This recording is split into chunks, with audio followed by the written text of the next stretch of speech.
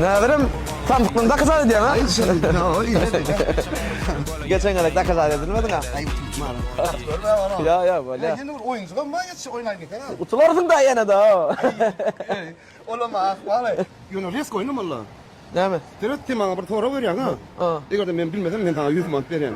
Ha boptur. Öyle mi? Eğer de tora ben sana tora Ha yetenim ver ya. Sen bilmeden temana küy veriyorsun. O ne amçı? Sen akıllı mı tam ha? Ha onun. Olay Samsung ne mi sonra oraya bol? Bol tora ver de ha. Ha 100 çalalım alayım böyle ya. Ne açık olan ya tabi? Sen son bile. Sattım. Ya elin verme bana pulun ver o. Öyle da. Benim toram vereyim ha. Ha. Ama bilmeden sen küy verecek yine. Risk cevap. Bol. Direkt şey maşin geliyor ha. Maşin geliyor, zil maşin.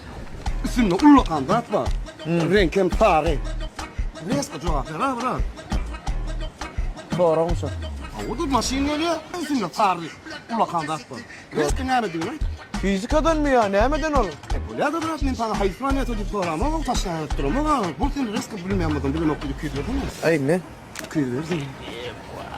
Şeyde kan risk zararı da bu. Evet evet. Yani ben sonra bilen ne yapın? Ya tamam, ben giydim. Tamam.